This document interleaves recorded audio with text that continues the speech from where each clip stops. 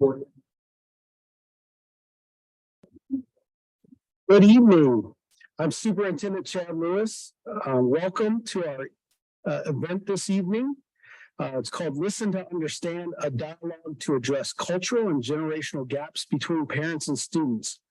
First and foremost, I want to thank all the panelists for taking time out of their busy schedule, especially our students and even our former student and alumni that's with us virtually to participate in this important dialogue. It's an important topic to understand the challenges of our students and families. Certainly want to thank not only our panelists, but our individuals that are continue to be involved in the engagement, dialogue, and support of our school district, most importantly, listening to the needs of our students. So without further ado, I'm going to turn it over to our facilitator, Mrs. Joy Lim, to get our engaging evening started. And Mrs. Lim, thank you for leading this important discussion for our community and for our students. Thank you very much, Mr. Lewis. Great evening, everyone. Welcome to our Listen to Understand panel discussion. We're very happy you could join us today. And I'd also like to personally thank Superintendent Chad Lewis and Dr. Davis for being so proactive in addressing these issues that concern our parents and students today. For our panel today, addressed three key objectives. First, we'd like to create an understanding and awareness of the cultural and generational gaps that face our parents and students today. Secondly, we'd like to also help get some advice from our panelists who have already gone through that journey.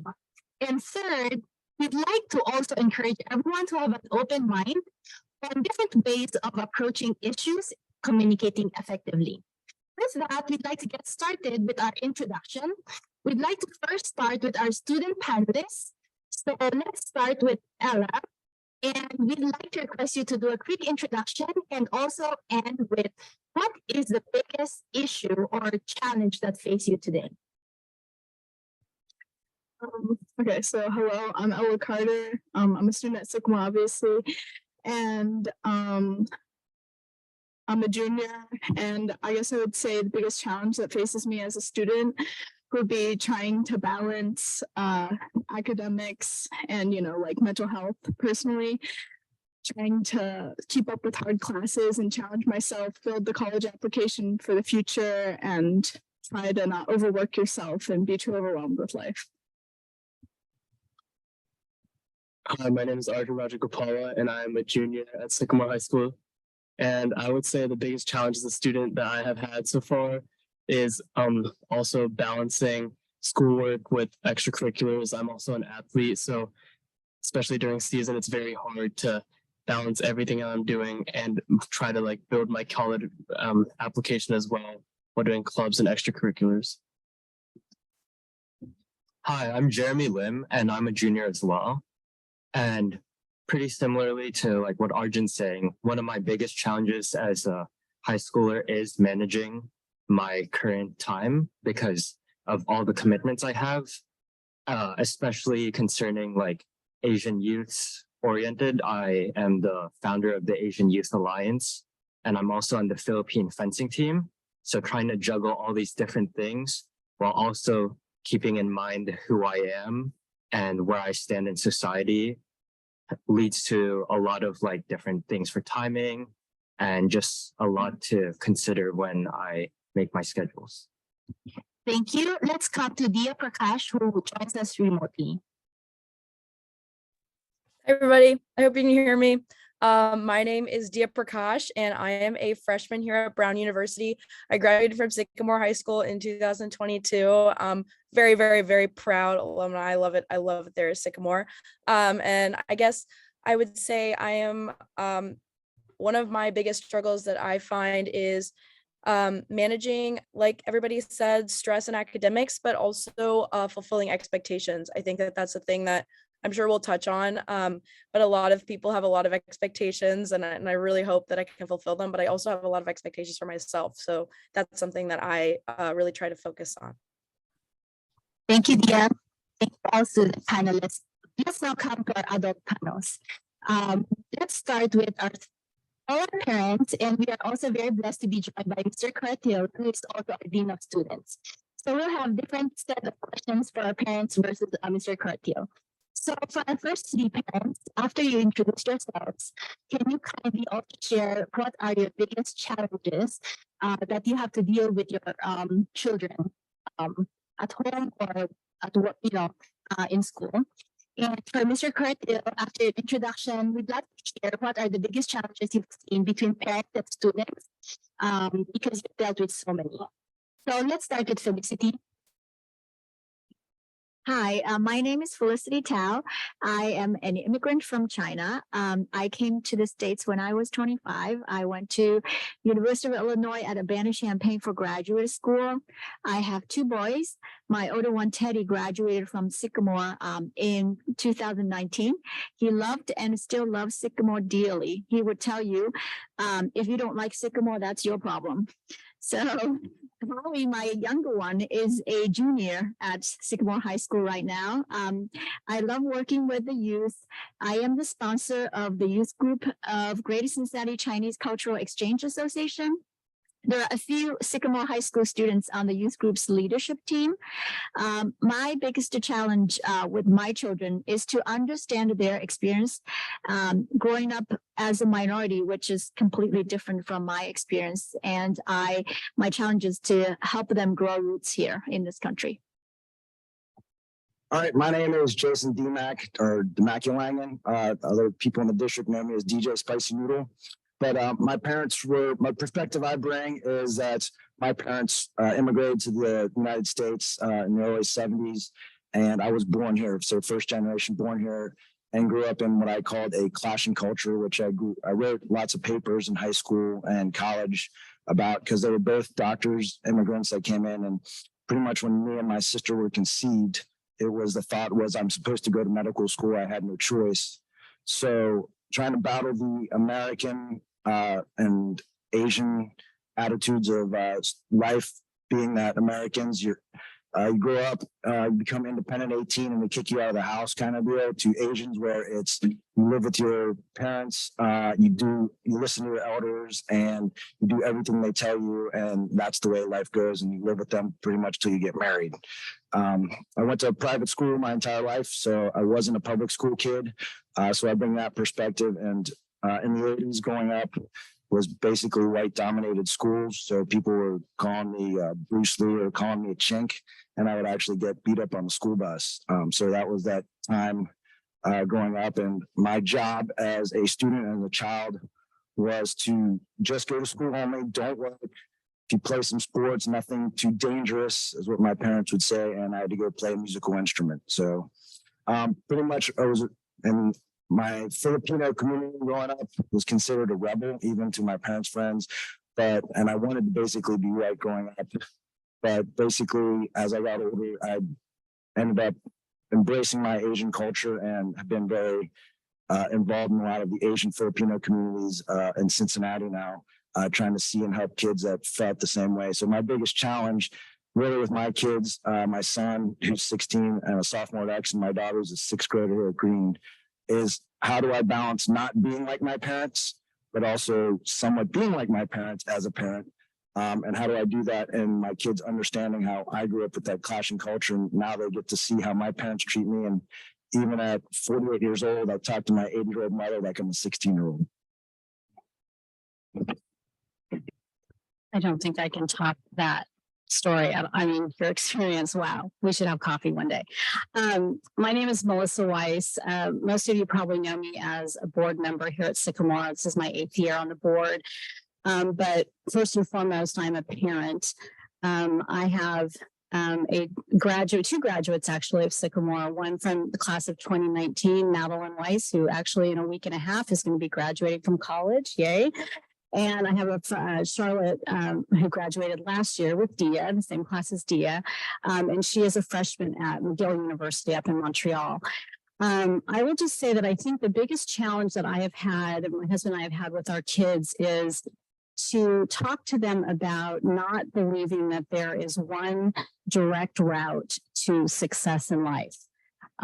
It's not about getting into a certain college. It's not about having a certain major. having a certain work experience. It's really about taking probably a circuitous route to get to the goals that you have in your life. So that's probably the biggest challenge that I would say that I've had with my daughters. My name is Ashwin Corteal, and I'm the Dean of Students here at the high school. And I also have the I'm equally proud as Dia and both of Melissa's daughters to be an alumni, but not as prestigious as any of them. So they're way smarter than me. But I did go to school here as well. So I really appreciate the fact that I can hopefully bring a little bit of a blend of that perspective to not just this panel, but just my day-to-day job, which I really love. I would say the biggest challenge that I see from the student-parent interaction is really very much the social aspect of the high school life. There's a lot of stuff that those guys go through socially that's the same as when all of us went through high school. But there's a lot that's different, a lot. And I think we as adults are like striving to catch up with like, we can't even keep up with all the things that they have to keep up with socially. And it's harder to be a teenager now than it has ever been in American history. And I try to tell students that every day, like, there's no way we can feel your pain socially. We just don't know. So we try to find a way to help families understand, like, there's a lot that your kids are seeing and dealing with that we're trying to work with them on. So building that bridge is probably the thing that we see the most. Thank you. Thank you for sharing all these wonderful perspectives. Let's come to our student panelists for the next question. What's your biggest challenge as you deal with your parents? As we go through the students answering the questions, if the adult would like to engage in the dialogue, feel free to share your perspectives as well. Go ahead, Ella. So you said what my biggest Challenges as you deal with your parents. okay. I would say a lot of it is trying to sort out what goals they have for me in the future that is like a direction they want me to take my life or something I would want to take my life in. And I think through like band, that has been a big perspective for me because my mom is very into music and she always played the trombone her whole life and it was her passion. And I was really forced into that category a lot. And I did find earlier in high school, I really did grow to like it a lot, but then I kind of had to find that wasn't as much as what I was interested in and just like different aspects of what they want from me because my older brother was very much into band and it was something he really enjoyed and it was a struggle for me to kind of grow away from that and not participate in as much of the extracurriculars that were involved with that. And I think that was like a challenge, that something that I noticed and I had to kind of do. Thank you. Dia, would you like to go next? Yeah, sure, I can. I think that I could really resonate a lot with what Ella said, especially when I was graduating high school. I think there was a lot of a clash between what I know my parents wanted me to study in college and what kind of career, profession, aspirations that they had for me, and sort of where I saw myself going. And I think that it's lessened now when I'm actually here and living an independent life, but it's definitely still present. And so one of the things that I struggle with, but I also really try and empathize with, is their career path aspirations specifically, because I know that, my parents put in effort that I can't even really quite conceptualize or imagine in order to come to the United States and be successful in the way that they are, because I know where they came from and I know the level that we're at right now. And I can only be grateful and only be appreciative of where we are and the kind of privilege that I hold. And so I know that what they want for me is in order to continue that upward kind of trend. And so I, of course, can always understand, like, okay, I understand why you want me to pursue this field, pursue this degree, because you want me to come out of college with a very good career prospect and live a comfortable life, because that's what they came here for. They came here to do that for their children. And so I think that's one thing that I used to struggle with my parents with, was trying to like understand their perspective. And kind of through a little bit of like independence and a little bit of pushback, I have been able to find my own self and find what I want to study. and also been able to assure them and help them understand that I feel like this is like the perfect place for me to do what I want to do and still have the career prospects and still have that kind of success that they're looking for. But it's my version of that. So yeah. Thank you, Arjun. Personally, growing up in an Indian community with a lot of Indian family friends who are also similar ages as who had kids similar ages to me, I think a really big problem in my young childhood was my parents constantly comparing me to other kids that are the same race as me, always wanting me to do better than that they are, at least do something. And I'm really grateful to have an older sister who took the career path of business, which might not be something that is really typical for what they would expect from their children.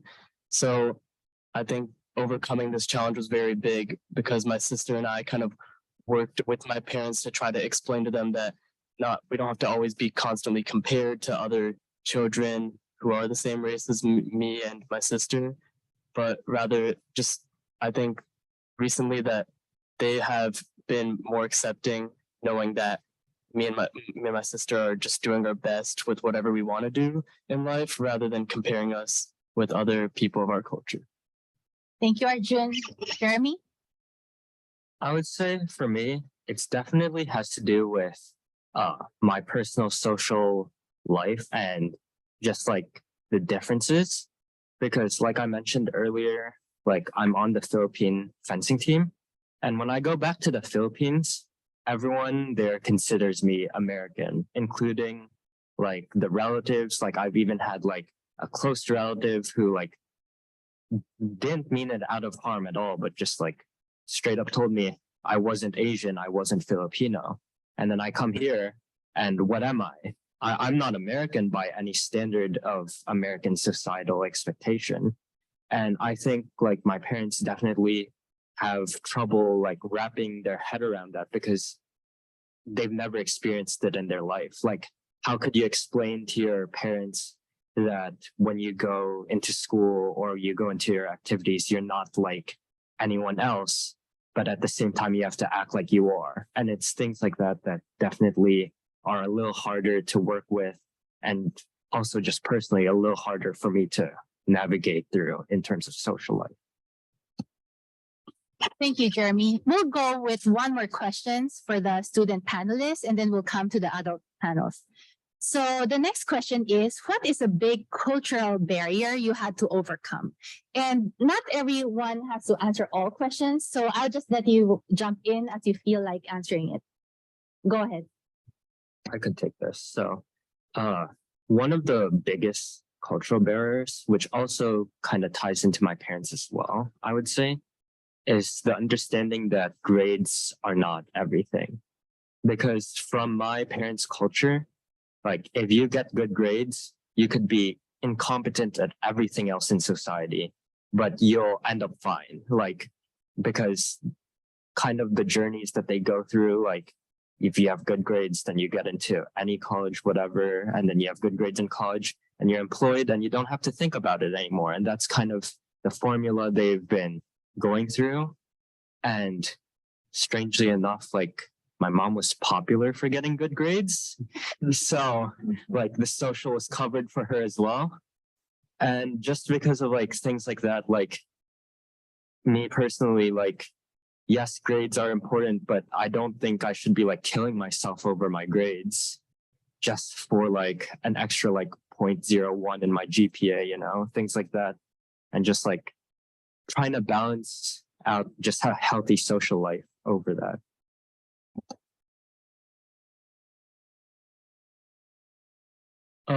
A big social barrier that I had to overcome was just going to school in general and finding the friends that I want to be friends with. I think that as an Asian, and this is seen throughout many different schools, there's always these little cliques of, you know, Indians who are always friends with each other, or other East Asians that are always friends with each other. And I was, my upbringing is very different just because I was born here.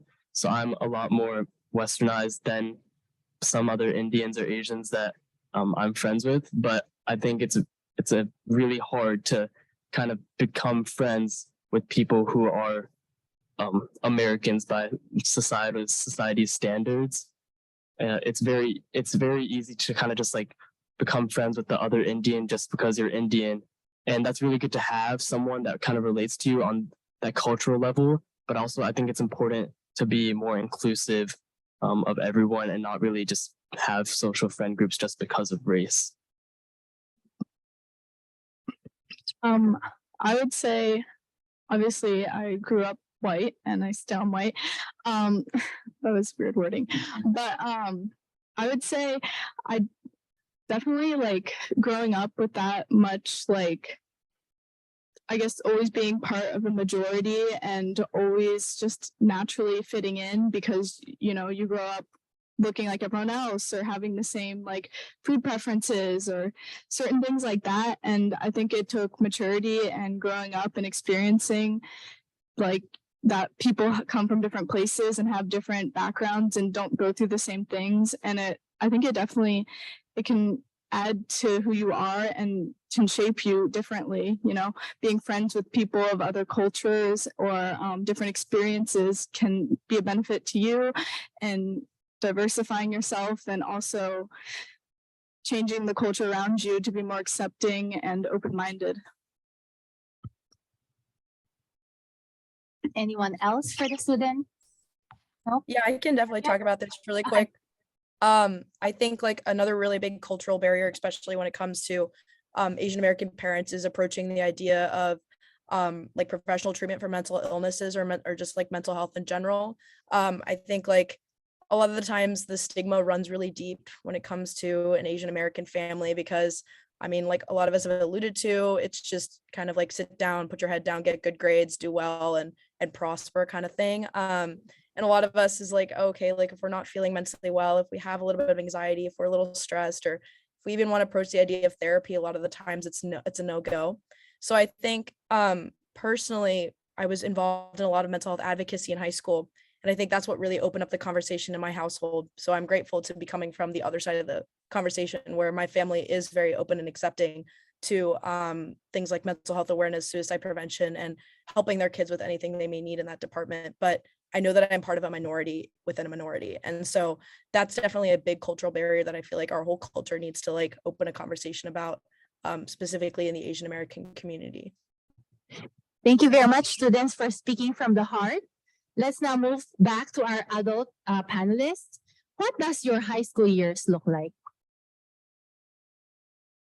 I'll take that one because listening to the kids, I shouldn't say kids, but the students, it's PTSD for me because it's all the stuff that I went through and I feel for them. And to Dia's point, like growing up, if you were to see a psychiatrist, your parents, you know, it's kind of, well, there's something wrong with you. Like, you don't do that. Filipinos, like that's some voodoo witch doctor thing.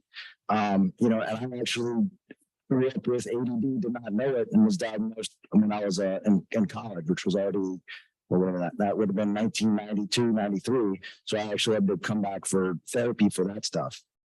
But that hurdle and trying to understand growing up in high school, like I thought myself as a dork. Like I had a handful of friends, like I said, going to private schools that were majority white. I didn't feel like, I literally felt like I wanted to peel my skin off and in order to try to fit in because my parents, like I said, I wasn't, and I know in Filipino culture, I don't know about other Asian cultures, we weren't even allowed to sleep in other people's houses. Like, and the funny thing is that my parents still try to impart all those same things into both my kids. Like they'll like, oh my gosh, Sarah or Jen, they're sleeping over at someone's house. Why are you letting them do that? So it's kind of like, oh my gosh, you're putting me through this, and I'm already a parent. But it was very hard socially. So I can feel what the kids went through, and it wasn't until I got into college, like that material, like Dia said, when you get to college, you start seeing and understanding stuff. And it's very difficult in high school because I was one of those Asian kids that the pressure was to get good grades. And I felt like committing suicide, but at that time in the 80s and 90s, you didn't have the mental health availability to go do that. And I mean, there were times like I remember throwing a chair across the kitchen just because my parents didn't understand me. But luckily, I was able to grow out of that. But that's the reason why I started getting more involved in Asian American student communities, like at UC and Xavier, was because I know what I went through, and I wanted other kids to have an outlet, because I did not know that there were other kids that felt like that for me. So those were the types of things growing up in this culture. Like, I can understand both sides of this table, but yeah, I'm glad that this panel exists to do this. And I kind of wanted to respond to Jeremy's point of who he is, because you are kind of in between two cultures, and you don't necessarily completely identify with either. And I have an older one, Teddy, who's very outgoing, academically very strong, and he's very confident, appearing to be very confident to me at least. And then I think as we share more, I realized he went through a lot of struggles of finding his identity as well. And he's who he is in the society, in the school and beyond, and so on. So I feel very deeply moved by the sharing by Jeremy. I think it's very courageous to share these thoughts. And I just want to let you guys know that you are not alone, and we will try to figure out this together. And that's also why I am so passionate about cultivating youth leaders in our community, and also forming a community for the youth and all the Asian American families in this region. But I just want to say, you have a community here, and the United States is very diverse, and it's you can embrace yourself, embrace your identity, even if you don't completely perfectly fit in one camp. You don't have to. So yeah, just so that you have the support, you have the community behind you.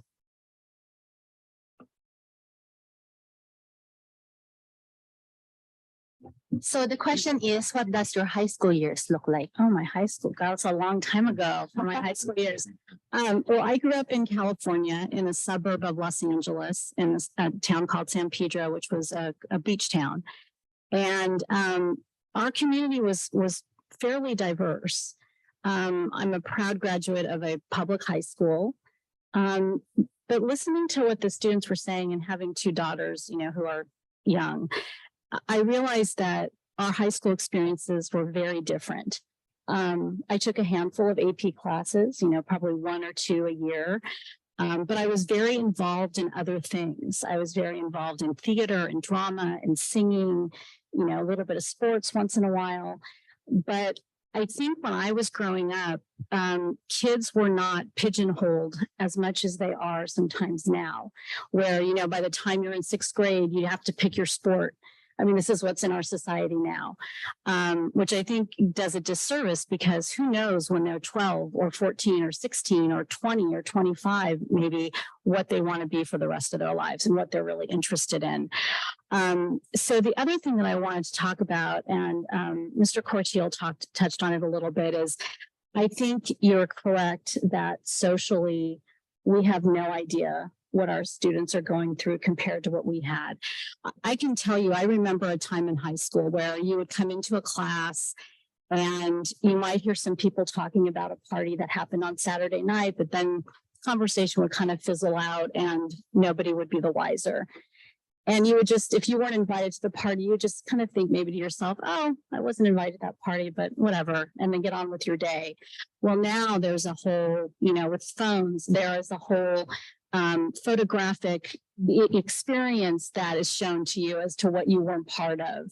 And I think that while we're seeing students trying different things and trying to get involved in different things that are meaningful to them, whether it's a hobby or a sport, I think that we still have a really big problem with students being excluded from things, and that the social pressures are very, very real. And I think that sometimes parents, don't want their kids to go through that, and they shouldn't have to go through it. But it's hard to know what kind of advice to give your student when they're going through some of those really difficult social pressures. Because I think as a parent, you want to hug them and say it's going to be fine. But and you want to tell them, well, just, do your homework and get good grades, right? You want them to do that too, but it's hard because you see them struggling with things that you have not had to struggle with for the most part in your life. So I think that's a big challenge for our students. Thank you so much. I'm sure this straight talk will help a lot of other families too. Now we come to Mr. Coratil. As Dean of Students, can you share what, in your perspective, a typical high school experience is like? Yeah, I mean, I think part of the answer is that there's not a typical one. I think it's so unique. Like, I think students today have such an opportunity and exposure to pursue a lot of different things that, like Ms. Weiss was saying, we didn't get to do or we didn't have exposure to. And I also think that they have the avenues to create, like Dia is a great example. Dia was here at Sycamore and she pretty much took an issue that was very important to her and in avenues where we didn't really have a lot of like foundation. She just used her intrinsic motivation and her care and compassion and her knowledge of how she could network and facilitate a message that she wanted to share. And she just turned it into her own school-wide project. And people saw it and said, she's a great messenger for it. This is a great message and we want to follow it. Students can do that much easier now than they could before. So at places like Sycamore, like I'm biased, so I'm going to give one of the company in the lines. We have all these ways to get involved. We have 78 clubs and 42 sports, and those are great. But the bigger angle on that is there's just a lot of ways for students to do things, and that's kind of double-edged. The first is, it's great if you have that motivation to do something, but if you're on the other side of that and you don't even know what you're missing out on, you might be like, I don't even know what I'm supposed to do. Like there's all this stuff and there's shows and there's games and there's events going on. I don't know. Am I supposed to go? Am I not? Like everybody's saying going to homecoming, but these people are saying don't go. Like that pressure is definitely much more amplified now. So I think it's a much more personalized experience. It can be, but it also comes with a great deal of pressure as well. Thank you, Mr. Coratil. Is there a way to get questions from people remote or only for people in here? Okay, so for folks on the line, if you have questions, kindly put it into the chat and Mr. Christian will read it out to us as any of the questions come through, okay? We'll go through one more questions for our adult panel. I think I'm going to share my high school experience. Oh, sorry. I think the purpose of my experience is because we have so many immigrant families in the school district, a lot of Asian immigrant families as well. And Jeremy also commented about his mom's experience of your social life will be covered if you are a good student in Asia, which is true in our generation anyway. So my high school experience was very simple yet very formative. I went to a boarding school. It's a college prep high school. I went home once every month and I cried a whole lot in the beginning. And then I got used to it and so on. But academics was definitely just that one thing that you need to pay attention to. Your teachers pay attention to, your parents pay attention to. So if you are a great student academically, your social life is covered. You almost worship like you're smart, you do so well academically and so on. And there wasn't a whole lot of extracurricular activities. Like we don't do sports. Like sports are for people who are not smart. So that's like a stereotype type of thing. So I think that created a disconnect between some of the immigrant parents and the students who were born and raised in this country. And I, from the friends my kids have and their parents, the conflicts they have, you can tell like that kind of mentality was brought over from their parents' native countries to here, and that creates a lot of conflicts and tension between parents and the students. So, but anyway, I would like to ask for the students' understanding that their parents used to be kids as well, and they could be fun, and they actually made a lot of friends as well, and we had a formative years, and for me, the prep school was very competitive, lots of competitive kids, but they were very kind, very friendly. We cheered on each other, and we inspired each other, and we formed lifelong friendships with each other. And even today, I speak to a lot of my friends I made from high school.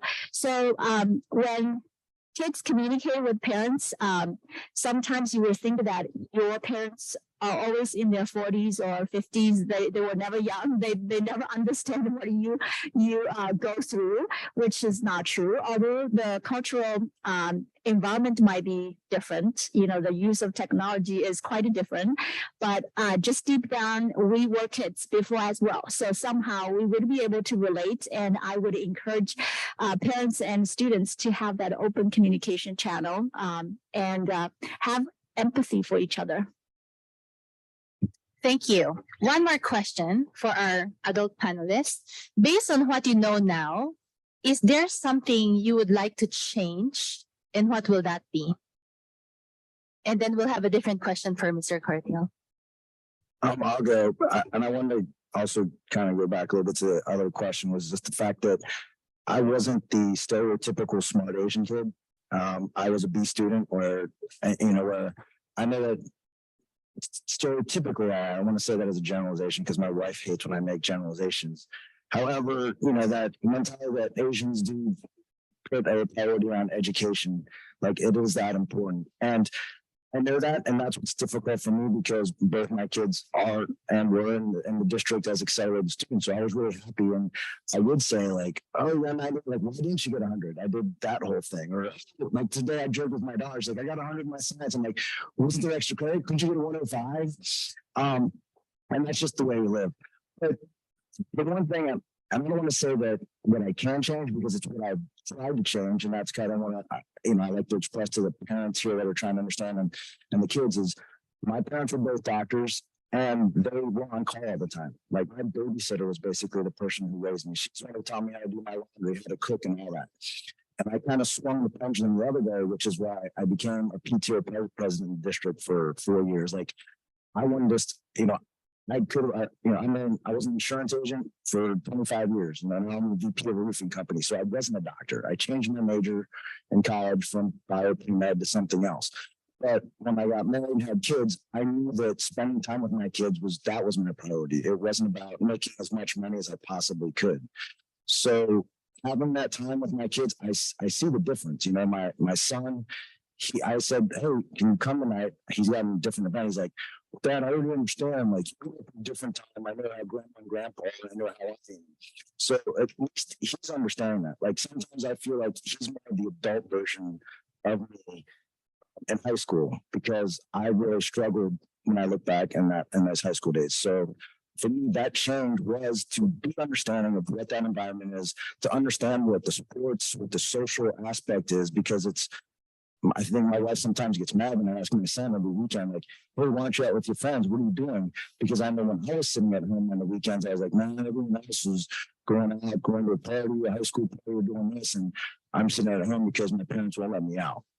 So being able to give that and to share that understanding, that's kind of the difference that I'm making as that in-between generation with that cultural understanding.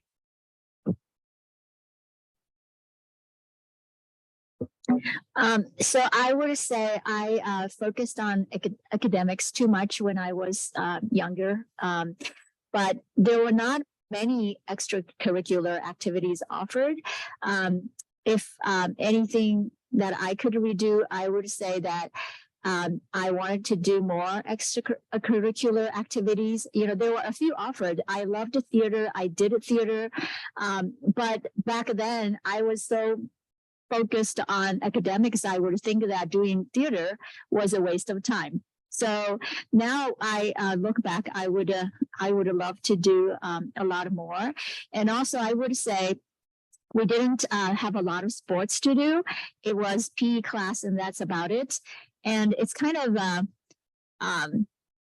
it's unusual for me to discover my body, like almost in 40s when I went to gym and do this and that. And I realized, oh, my arms could do this and my legs could do that.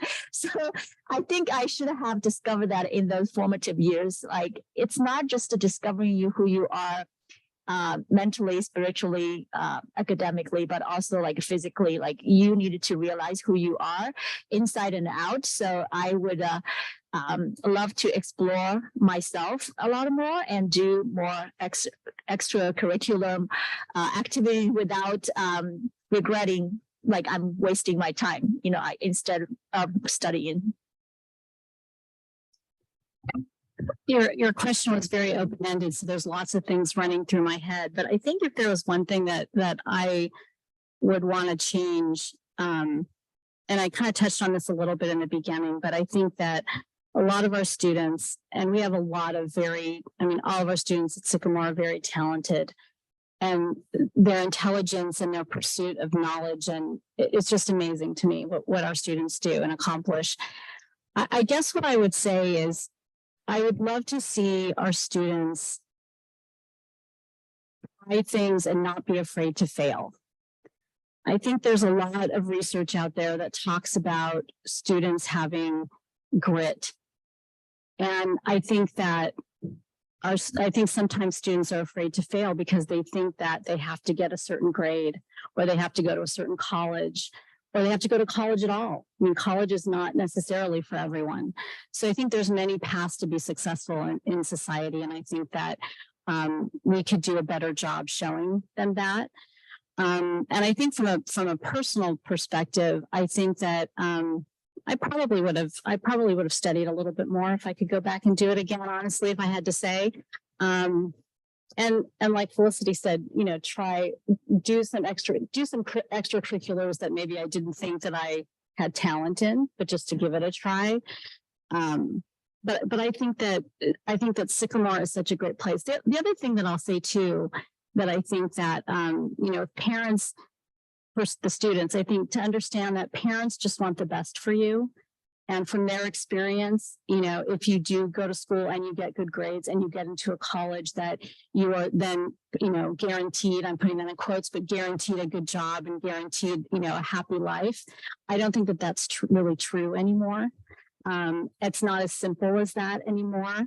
And so what I would say is always be true, students, to be true to the passions and the interests that you have in your life, because when you're 40 or 50, and you're looking at your life and you're doing something that maybe your parents wanted you to do, but you really don't have much interest in, it's not going to be very satisfying. And I know that kind of goes counter to what your parents are probably telling you sometimes, but I think it's really important for you to pursue your passions. The other thing that I'll say too is to parents is respectfully, don't get too caught up in the grades that your students are getting, what classes that they're in, if they're designated as an accelerated student or a double accelerated student. Those things in life, at the end of the day, are not going to matter so much. When you're in college, nobody cares that you took all AP classes your senior year. I mean, nobody cares about those things. So if you want to do that, great, but don't do it for somebody else.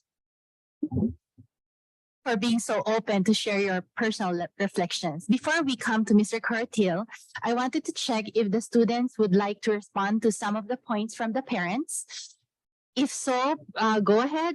And I'd like to add one more question for you as well. What is one advice you would love to give your parents? So in any order.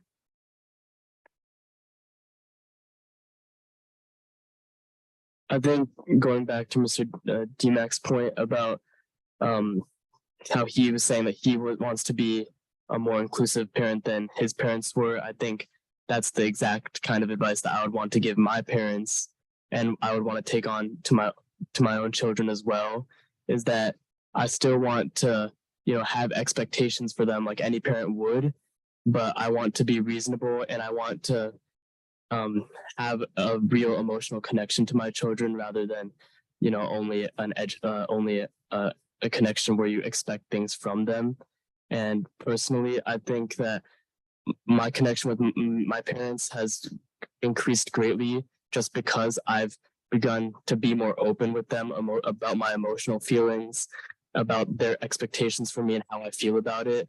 But when I was younger, I was very closed and didn't really talk to them about that and kind of just did what they said, which really doesn't help at all, and it won't improve anything. So I think that it's really important to, build that emotional connection with your parents by being more open with them. So I encourage my parents and and every other parent to, sit down and, have check-ins with your children, see how they're doing emotionally, not just talk about grades or how they're doing in school. And you don't have to like talk about, hey, how was that test today? You could just be like, how was hanging out with your friends today? I feel like parents don't ask that as much instead of saying, how was that test, or how was this class specifically? Yeah. I feel a lot similar to like what Arjun says, where like just open communication between both parties is just so crucial, because your parents are always looking out for your best interests. So understanding that like they're not doing it to spite you is one important thing that I've had to come to terms with. But also just like in the same way, going back, like I'm also not trying to ruin my life if I want to do XYZ, and just like being able to openly communicate, which in turn would like lead to more understanding and less micromanaging. So yeah, just overall, just communicating more is definitely just really key. For me, I would definitely say advice I'd give to my parents is less academic pressure, in the sense that I know every parent wants to push their kids because it's not natural for any kid probably to want to take all Excels and spend all their afternoons doing homework. But I'd say to a point, and find the balance of where it's like productive versus harmful to the student, because my parents would always try to force me into a really high academic bubble, because my brother, he was super smart. He like took 6 APs by his senior year and like always got A's and graduated with a lot of honors, and now he's pre-med and everything at Ohio State. And I tried to be like that. Like my freshman year, I was already taking APs and all Excels. And then sophomore year hit and I was taking more APs, and I kind of fell on my face a little bit, because for me, I'm a very social person, and maintaining connections and friends is really important to me. Something that didn't really happen with my brother. He would be more content being at home on a Friday night and getting a head start on his homeworks. And Sunday night, he could just relax and watch TV, which was different for me. And I felt very pressured to continue with all those hard classes. And then the pressure got worse when they're like, why are you not getting the grades that he could? Or why are you taking these just to not do them successfully? And I think that realizing, maybe instead of all the APs, just being in normal Excels could have been more beneficial for me, and having a social life balance, because sophomore year, there's a lot of like, I didn't have the time to go out with friends, so I'd be mentally unhappy, but then I wouldn't have the energy to put it all into school, so the grades wouldn't be where they wanted. And I think just not pressuring kids to take the exact same path is definitely something that would help a bond with a parent and a child. Yeah, and I'll just kind of add to what's been said, but a piece of advice that I think I would give my parents, and just a lot of parents, is that it's not a race. Like you don't have to finish first in anything. And I think this kind of goes back to a point that was said earlier, that like you're allowed to fail. And I think a lot of parents get nervous about that, because they're like, oh my God, if you fail, you're going to be behind everybody else. And then it's just like you have to make up so much ground so quickly. And the reality is you really do not. I think being a student in college here and being around people who have had like the most completely different lifestyles and are all here at this point together, I've realized that there are people who lived so much differently than I did and are still at the same point that I am right now. And I was also going to high school with a lot of people who came from a lot of different lifestyles too, and they were still doing the same things that I was, if not performing better. But it's not a race, it's not a competition, and that's something that should just be known from everybody, is that like it doesn't really matter how you get there, because you will. If that's something that you want, you will. And with the people around you, you can. But it doesn't like first, second place is not a real thing. Thank you very much, students. I love the transparent answers. Let's now come to Mr. Cortil. What are some suggestions for parents so they know how to navigate the school administration, if they need help or if they need support? And how can they approach like teachers, administrators, and counselors? Especially there are a lot of immigrant parents that may not really know how the US school system works. I would say if I had to kind of put that into two categories, for parents who are coming from different cultures, and especially, you know, my experience, Asian American culture, approaching the school, please ask questions. We want to know what you want to know. If we don't know, then we can't share it with you. So no question is bad from parents, and just know, you know, Sycamore is a place where we have a lot of practice with students and families from all over the world. So if you have a question and you think it's like maybe uncomfortable to ask, or maybe like it's a silly question, please ask. We have a great staff. And I'm not just saying that because I work here. I really believe it. We have a great staff. So, and there's no bad question. Reach out to us. We want to know. We work as a team, administrators, counselors, and a lot of the teachers. We really work as a team to try to facilitate that connection between the students and the families and the staff. So the more questions you can ask, the better. We're always happy to field those. And second, I would say, you know, and I might even kind of turn this backwards. Parents, I hope, and you know, me having two little kids, I hope I can do this, is listen. Right now, they just talk about whatever they want to. And I try really hard to listen, and it doesn't always make sense, but I try. But just listen to your kids. I mean, these guys are really smart in their own, they're very driven and motivated. And they have a lot to say, even if they're not telling you. So I would say, try to pick up on some of those cues. And to the students, I would say, one of your jobs in this really global changing world is to coach your parents, and they need that. I'll tell you two stories that show why I'm probably a bad coach, and I hope you're better than me. So when I was in Sycamore, I played football. So try to find 3 Indian football players. Anybody try? It's very difficult to do. Okay. So every time I went to visit my family in India, I had to explain, like, A, why we just run into each other, and B, why a football is an oval and it's not a ball, and we don't kick it. It's not even used. You don't use your foot. So like, these are the questions I used to get, and I could never explain, like, why am I playing this game? Okay. So coach, the second coaching example is, and this is probably, it's a little like less of a super serious topic, but dating is a thing in high school. And like, I would never tell my parents about like homecoming and like, why do I want to walk this girl to her door? And then like, on the phone, like I could never explain that to my dad, you know, like, who is it? I'm like, oh, you know, wrong number. I'm like, I'd say that all the time. Like I would call so many wrong numbers every night, the same wrong number over and over. So they need that help. Like they need you to coach them a little bit on that stuff. So that would be my advice, I would say, to both families and students. And again, we are always happy to feel, you'd be surprised how many questions we get from families who are new to the country saying like, hey, my son's going to this thing with this girl, like he doesn't know, I don't know what to do. Am I supposed to take pictures? Am I doing this? That's a great question. We want to help, and we can help you with that stuff. There's not like a rule book for that. So ask and coach. Thank you. Do we have questions online or in person? There's a question from the audience. If you can speak loudly, and then I'll try to repeat it here. My question is basically, I grew up with American. How do you reconcile the fact that your family is of Asian, or especially for, I mean, sorry, not, but of the Asian culture that you were talking about earlier, that there is a lot of pressure and saying, well, you need to do this.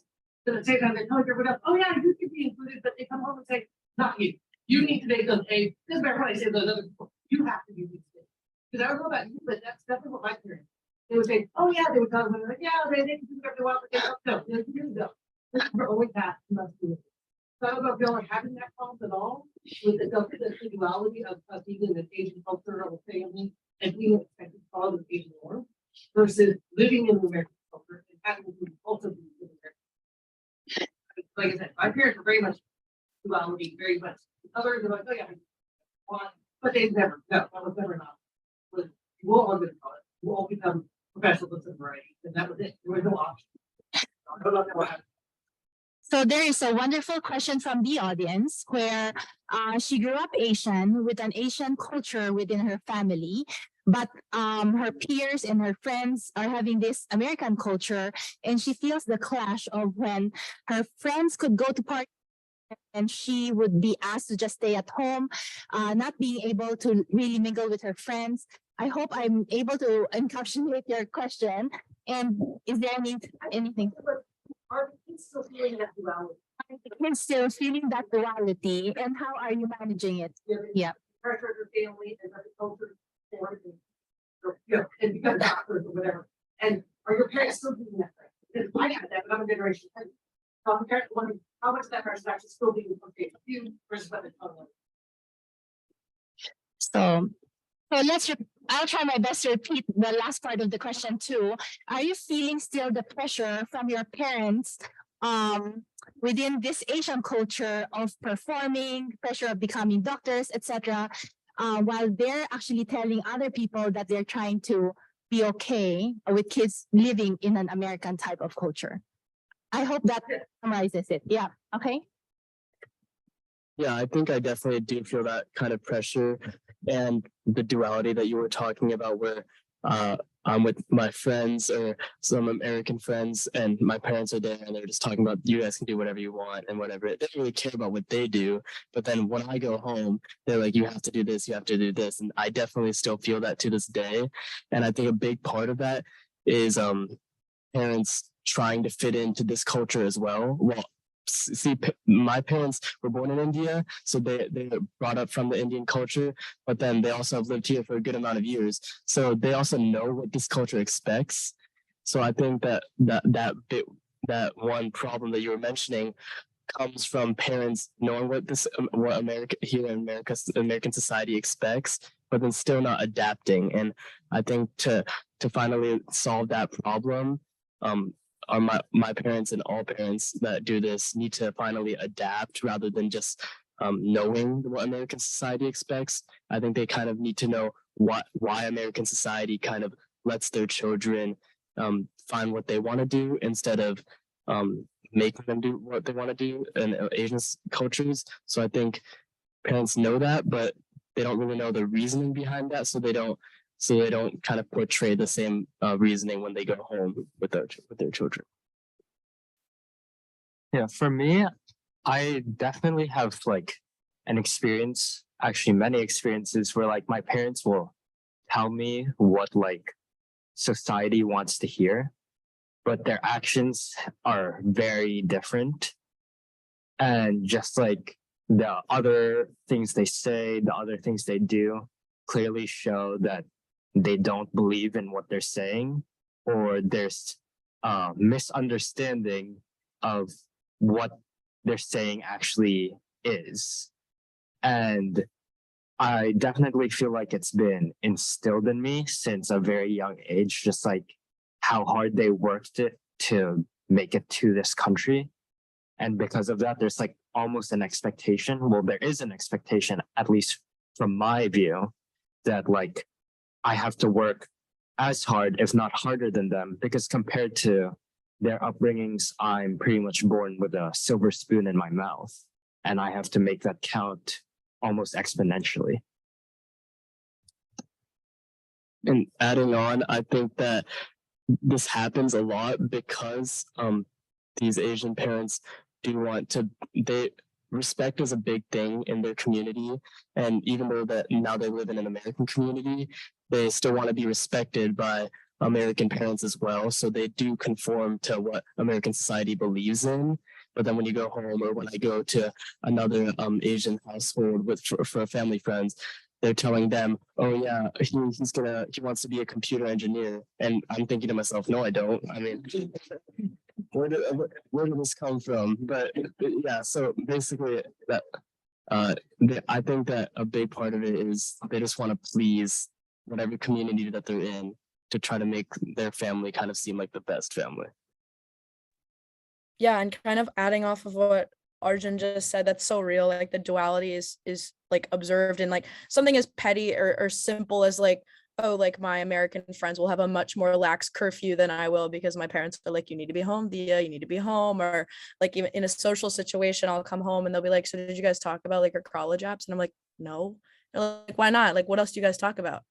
Like other normal teenage things. So like that's something super simple. But then also if you look at kind of what Arjun was saying about, you know, trying to please and trying to assimilate into a culture, a lot of the times, and I've talked to my parents about this, there's a certain level of we want to prove that we belong here. We want to prove that we are raising our kids to be valid members of the American society. So of course we want them to succeed. So this is why we're going to put all this pressure on them so that nobody ever looks at them and is like, you don't belong here. Because there was a time, and it can be argued still, that there is a sort of level of like, you know, Asian immigrants or immigrants in general, people of color, kind of have to prove their worth a level higher than their counterparts, the majority counterparts. So there is sort of like we're really going to try and please, like if we're with our Asian American friends, we're going to tell them what they want to hear. If we're with our American friends, we're going to tell them what they want to hear, because we want to make sure that people see us and see us as valid members of the society. So there's definitely like a large spectrum of that duality, and it definitely does still exist.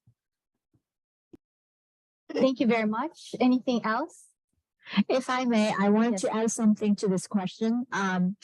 So I think the duality definitely exists in many, many Asian American families, especially immigrant families. So there's a movie recently that won a lot of awards, Everything Everywhere All at Once. I don't know if some of the students have watched that movie. I watched that movie with our younger one, and I talked to our older one about the movie.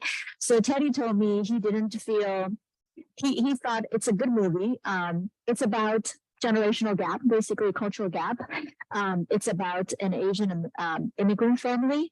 But my son said, you know, I said it was an okay movie, but a lot of my Asian friends felt instantly connected to the characters in the movie, so they really appreciate that movie. The theme resonates with a lot of second generation. And I said why it didn't resonate with you as much. And he said, you guys didn't give me generational and cultural trauma. So that's, I thought it was a bonus, but then he said, you guys give me other traumas. So, okay.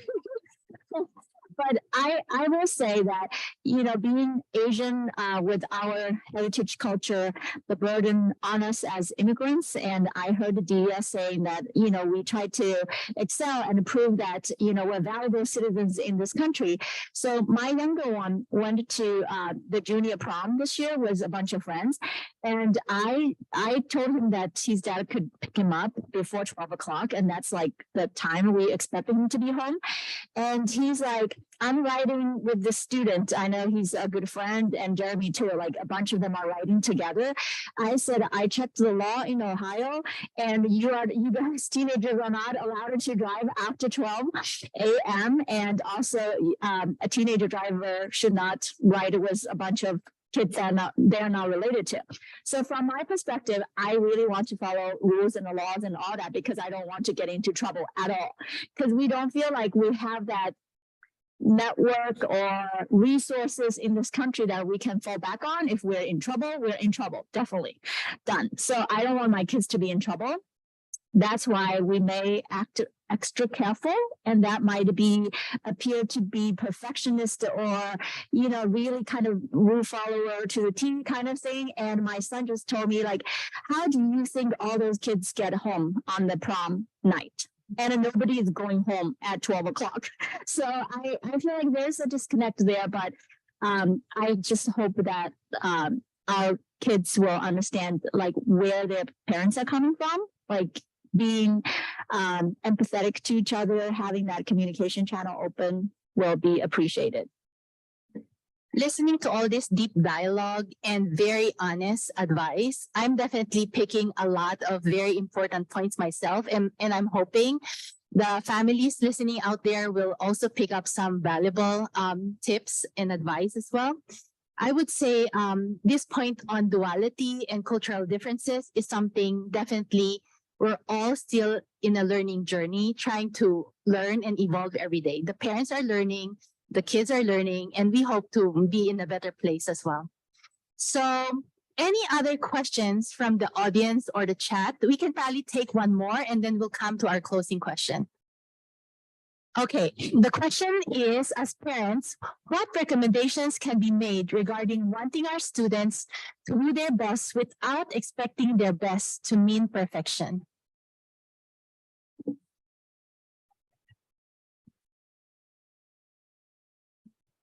It's a very deep and profound question. Anyone can take it, the adult panel or the student panel. I mean, when I listen to this and going over these stories over and over again, and hearing about competition, what's that measure of success? Like what are we trying to achieve when that race is who's number one, number two, like Dia said? Like, is that measure of success? And I look at it, I'm not 50 yet. I know I'm not that old, but I look at, the number of funerals I've gone to and stuff like that. And I don't have a problem saying that, I'm a Christian guy and how I live my life as well. So it's when I go to a funeral, is that person that's dead like, oh my God, that guy was the president of such and such multi-global company. Like, no, it's, what did he do? Maybe it was because he was a philanthropist, but it's, to me, part of my measure of success is how many people showed up at the funeral because that person touched that many lives. And did he do it because he or she did it because they had a lot of money, or no? Is it because they served their community? Maybe that guy was at the food store, food bank every week passing out food. No one knows what he does, but all of a sudden, all these people show up to his funeral and say, "Oh my God, this guy was such a caring person." And so that's what I say when I'm looking at this question, reading it. Expecting the best is, what is that best? Is that best becoming the president of a company? Is it being the valedictorian of your class? Not always. I feel that if when I relate to my kids, especially to my son, it's yes, I want you to do well. I want you to succeed. I want you to do better than me, which I feel like he's achieving, but it's not also putting all that societal pressure or that, I want to say, that Asian influence pressure, but I'm going to nudge it a little bit just because to me, we're having this conversation because Asians do value education. They do value that economic success. And how do we, we are different, we separate that. But as much as I wanted to fit in high school, at the same token, I embrace the difference. I mean, that's kind of what I say to people. My DJ moniker is weird. It's DJ Spicy Noodle, but why is that? It's not that we're all the same, because we are different. Embrace those differences, and you can share them. It's not because we don't treat each other the same. That's what I wanted to get to. We're all different, but we should treat each other the same. And that vein, it's for my son, if he's doing great and he's getting good grades, great, and he has a great social life, like he's measuring a level of success that I felt like I didn't have in high school. And if he can just take that to the next level in college, great, because my conversation with him really is, I understand you're not going to understand anything we're trying to now in high school. You're a sophomore. But I know that after you retreat, once you get to college, it's going to click. And that's what Tia said. When she went to school, so seeing all these other people coming from different states, different countries, experiencing the same issues and problems, that's when my eyes opened up too. And so for the parents, it's the same thing. Like, give it some time, because your kid is still a kid. Let them be a child. Let them be a kid. Otherwise, they'll be that person that they're only have a midlife crisis because they don't get to experience some of those things when they're younger. Yeah, I would say, and this would be kind of recommendation we would give to any parents, regardless of their background. I mean, you're all in this room and on this call because you love your kids. So in whatever way you show that to them, you wouldn't be here at 8:30 in the night if you didn't love your kids. So that would be point number one. Point number two, regarding the question, I would say the unmeasurable, like I guess unquantifiable measure of their best is, your kid. Is your kid's bucket full, or is your kid's bucket empty? So at the end of the day, if you feel like your kid's bucket is empty, but they're getting great grades and everyone loves them and they're playing all the sports and they're great at instruments, your kid's bucket is empty. That's something as a parent, like, what does my kid feel at the end of the day? If your kid's none of those things, but their bucket is full, that's a measure of a success that you can't quantify, and you know your kid. So I would say, as a potential answer to that question, as parents, when your kid ends the day, are they going to sleep with a bucket that's empty or a bucket that's full? And if it's full, then that is a step towards their best. And if it's not, then that's when you have that conversation about what do we need to do differently. Cordial said that probably much more eloquently than I can. But what I was thinking about when I was reading this question was, I remember our daughter called us after taking her first midterm in college, and she was crying. And she said, "Oh, I didn't even understand the first two questions." And, she's like, "I think I did horribly." And I think any of us who have been in a hard high school class or college can relate to that somewhat, right? You sit there and you look at a question, you're like, was this even in the materials that I studied? Like, I don't even understand what they're asking me. And we just said to her, like, it's okay. You're a freshman. It's okay. This is going to happen. And we just asked her a couple questions, just like, did you feel like you studied and you worked hard? Did you do your best? And she said, yes. And we said, that's all you can ask of yourself. And I think that if we start having those conversations with our kids where, your kid isn't their GPA, their kid isn't, like I said, whether they're in accelerated classes or not, whether they're first chair, violin and orchestra, like those things are all great. And if your child gets fulfilled by doing that, like having their bucket full by doing that, that's great. But just having that dialogue and encouraging them, I think, is the most important thing. And of course, the next day or a couple of days later, when she didn't do as bad as she thought, it's like, it's all sometimes in the moment. It's a lot, but I would just say, keep the dialogue open, because your parents, parents care about their kids. They love their kids and they want the best for them. Sometimes it's just hard to figure out what that is. And I totally agree with Mr. Curtil and Melissa. So I would add that we as parents could probably focus on the process more than the outcome. So sometimes I feel like, some parents will say, I expect you to get straight A's. Like, on what ground do you expect your kid to get all A's? Like, if you try their classes, you may not get A's. Okay, so let's just admit it. So I feel like we as parents know our kids. We know that if they are putting efforts into what they study, what they do, whatever it is. So I think we should have confidence in our kids and have confidence in our relationship, that we know our kids. And secondly, like outcome, I feel like we should ban the word of perfect or perfection.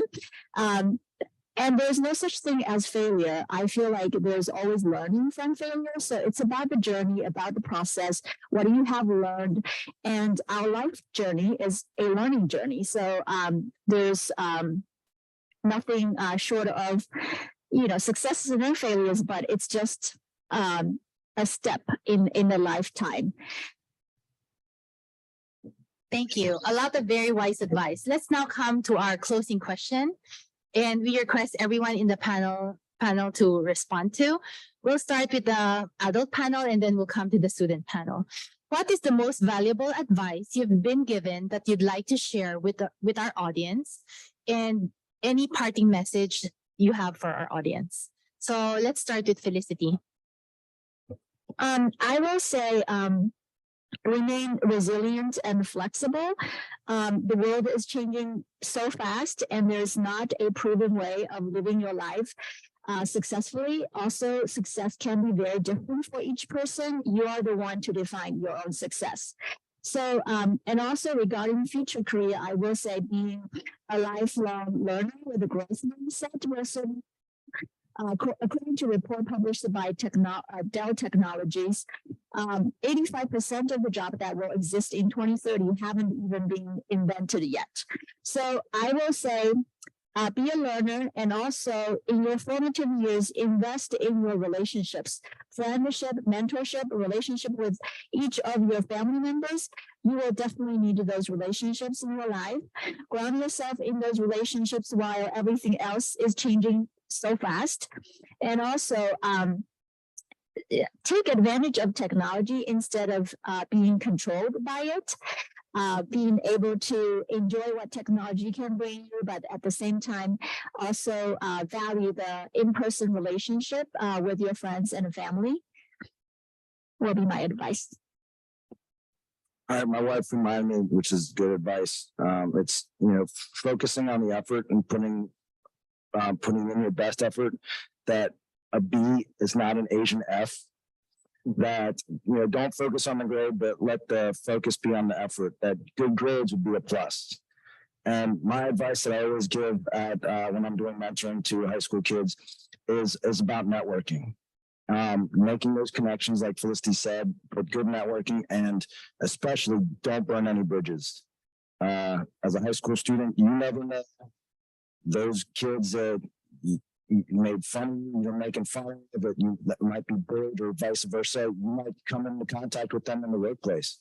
And then, as Ashton said, kind of jokingly, we didn't even touch on that dating subject, and that's a big in Asian community. We could probably do a whole other discussion on dating, but no matter what culture you are, when it comes to dating, breaking up with a boyfriend or girlfriend when it comes to high school, college, do it in a good way, do it in a nice way, because you don't know if that parent will end up interviewing you. Their parent will be interviewing for a job one day, based on how you acted and how you felt. Because a lot of people, Cincinnati is a small, big city.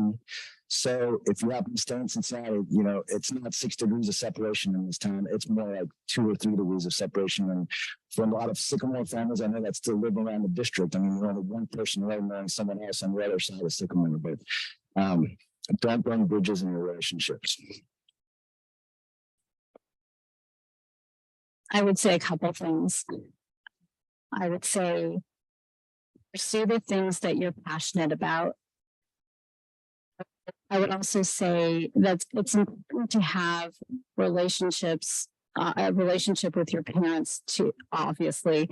But I think that there's many people in Sycamore, teachers, counselors, administrators, that are really good role models and have your best interest and want to hear from you. So I would say pursue those relationships and have fun when you can. Definitely have fun. And also remember that kindness is important, and having good friendships is really important. And if you don't feel like you have really found, your tribe, so to speak, in high school, don't worry about that, because that may come later for you. But relationships are important, and I would say to have fun in high school if you can.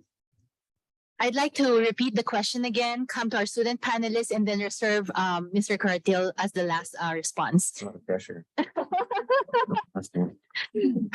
So the question again is, what is the most valuable advice you've been given that you'd like to share with our audience tonight? And is there any parting message you have for our audience? So we can start with anyone who's ready.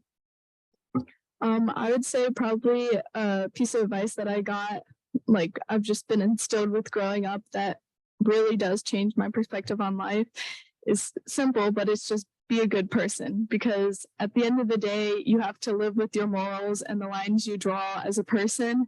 Grades won't matter if you got through life cutting everyone off and screwing people over for your own benefit, or if you're the most successful doctor in the world and you're just lonely as a person. Treat people with kindness, and it really does give you self-fulfillment. And I think, my grandma always says, count your blessings. And it's true, because we've talked a lot about academics and the different way of that on parents and students' minds. But you got to remember, at core, everyone's people, everyone's a person from different cultures or not. And just live life by morals that you'd be proud of when you're dead, I think.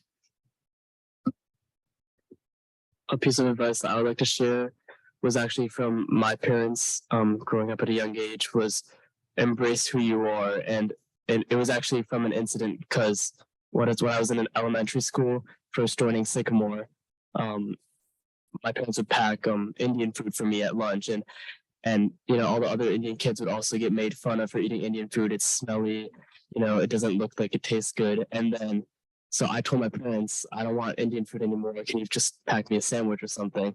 And that's when they told me embrace who you are. And I didn't really get the message back then. And it's kind of grown on me at a slow rate, but it's still growing on me now. And I think that it's important to embrace who you are. I am American, but I'm also Asian, and I have to embrace both of those sides. And I'm not as culturally I'm not as into my culture as other Asians at this school, but it is something that I'm trying to improve on. I mean, the other day at lunch, I talked to Mr. Corteo about having a holy celebration at our school. So I think that I'm still working on it, but I think it's important to embrace who you are and to not change yourself just because of what other people might see you as.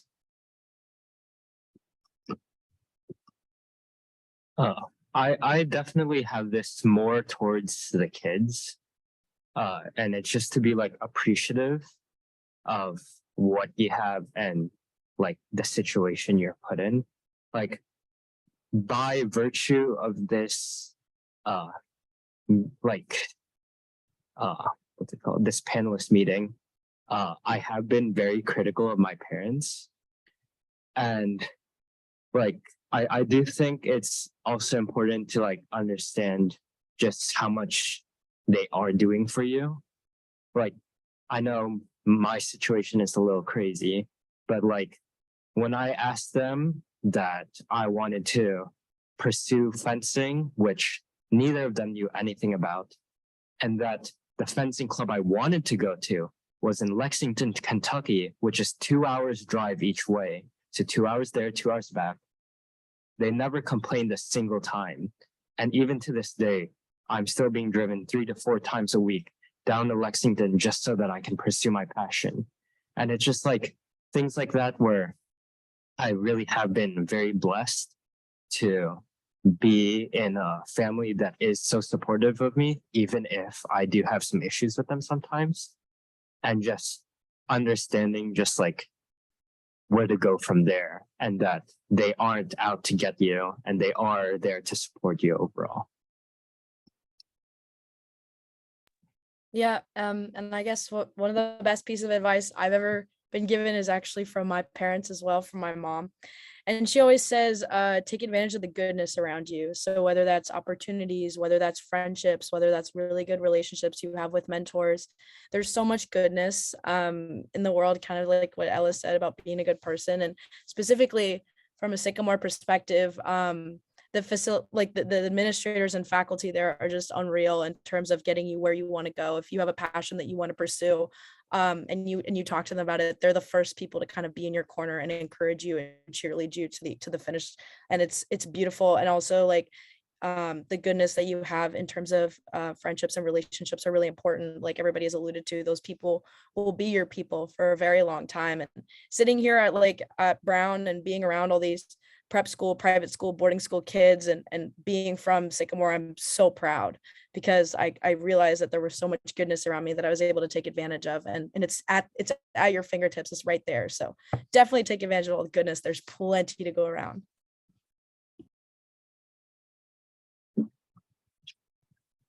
I think the best piece of advice that I've been given, and I think I've used this in my experience growing up, and I think I'd like to share it because I think it's relevant to the parent perspective as well, is everybody, and like Ella said, we're all the same at our core, no matter where we come from.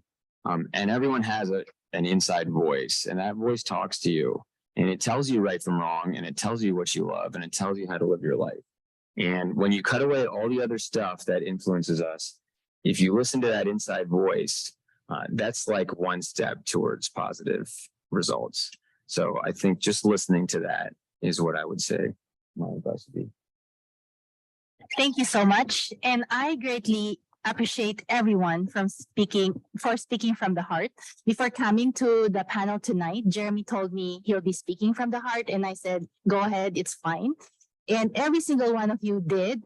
So for me, just to pick up 1 or 2 things to work on, will already make me a much better parent. And I'm sure everyone that's listening out there, hopefully you found something useful for you as well. So with that, I'd like to thank everyone for joining us tonight, and I'd like to turn it over to Superintendent Chad Lewis to do our closing remarks. And I will say, as a former valedictorian of a class of 72 students, it means absolutely nothing once you hit college. That first college exam when I got a 40%, and it reminded me really quickly that high school wasn't going to work. The strategies that I brought from high school didn't work, and college was a new challenge, and I needed to tackle that. So you are right, Mrs. Weiss. No one cared that I was a class valedictorian, and that first professor really didn't care. So but I appreciated the ability to fail and fail forward and fall flat on my face to figure it out by myself. So, I will say, wow, this was an amazing conversation, and I really appreciate all of you participating, Dia, especially from Brown. We really appreciate you bringing that perspective back for our students. And thank you for your courage, your vulnerability, your honesty and transparency, because that's the only way we can grow as a school community. And, it's difficult to tackle hard conversations, and, you all did it so beautifully tonight. So thank you for that. A special thank you to Jeremy, Arjun, Ella, and Dia. I mean, it's great to hear a student's perspective.